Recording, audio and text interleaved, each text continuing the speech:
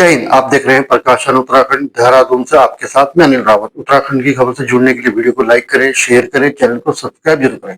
इस कार्यक्रम के सहयोगकर्ता हैं वर्मा ज्वेलर्स। वर्मा ज्वेलर्स, शुद्धता की गारंटी, डोभाल चौक, नेहरू ग्राम, देहरादून।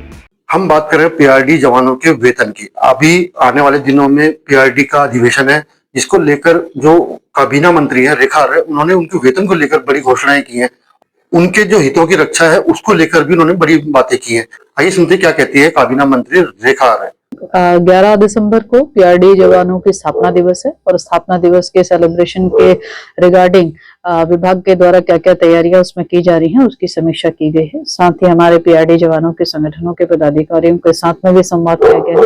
कुछ समस्याएं उनकी जो अपनी रही हैं उनको लेकर उनके साथ में विशेष चर्चा की गई है, जिसमें उनके द्वारा लगातार एक विषय कहा जाना कि उन्हें स्वयंसेवक ना कहते हुए उन्हें जो है कार्मिक शब्द से उनको संबोधित किया जाए। दूसरा, उनका 365 दिनों का रोजगार के परिप्रेक्ष्य में भी उनकी भावना निकल कर आई है।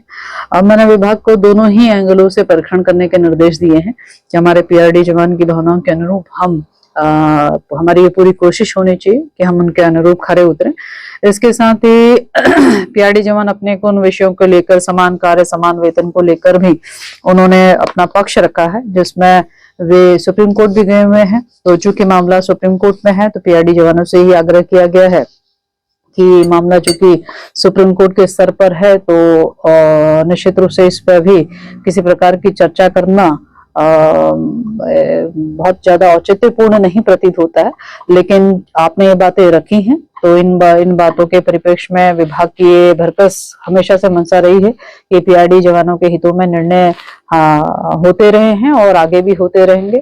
मैं समझती हूँ कि 2022 से लेकर अभी तक मैं पीआरडी जवानों के मानदेय वृद्धि से लेकर उनकी लड़कियों की अच्छी शिक्षा प्राप्त करने के दृष्टिगत, स्कॉलरशिप देने के दृष्टिगत व्यवस्था देने के साथ में उनकी जो रिटायरमेंट की जो उनकी एज है उसमें पहले 50 साल थी, अब 60 वर्ष करने से लेकर गर्भवती महिलाओं को, जो पीआरडी की गर्भवती महिलाएं हैं उनको मात्र अवकाश देने से लेकर ऐसे कई अभूतपूर्व निर्णय, ऐतिहासिक निर्णय उनके हित में किए गए हैं।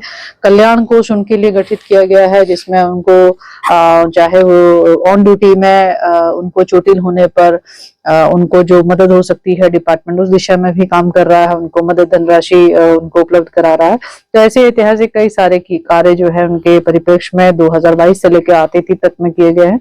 आने वाले समय के लिए भी इसी परीक्षण के दौरान में एक और मन विचार और विभाग को निर्देशित भी करा है कि एक प्रस्ताव तैयार करे कि हमारे पीआरडी के जवान जो हैं यदि ड्यूटी के दौरान में, यदि उनके अपने चिकित्सीय उपचार के दौरान उनको यदि हॉस्पिटल में भर्ती रहना पड़ा तो इस भर्ती को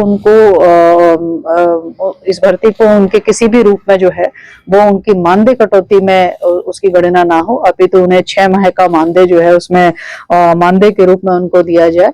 ये भी आज विभाग को निर्देशित किया है ताकि हमारे पीआरडी जवानों के मनोबल जो है वो कहीं पे कम न होने पाए और हमारे पीआरडी जवान पूरे मनोबल के साथ में काम कर पाए और एक मानवीय पहलू और संवेदनशील पहलू जो सरकार का और विभाग का है वह भी हमारे पीआरडी जवानों के साथ बने रहना चाहिए। तो आज की इस बैठक में उनकी समस्याओं की समाधान के साथ साथ में कुछ निर्णायक बिंदुओं पर निर्णय और दिशा निर्देश दिए गए हैं। अगर आपको ये हमारा वीडियो पसंद आया तो वीडियो को लाइक करें, शेयर करें, चैनल को सब्सक्राइब जरूर करें। धन्यवाद।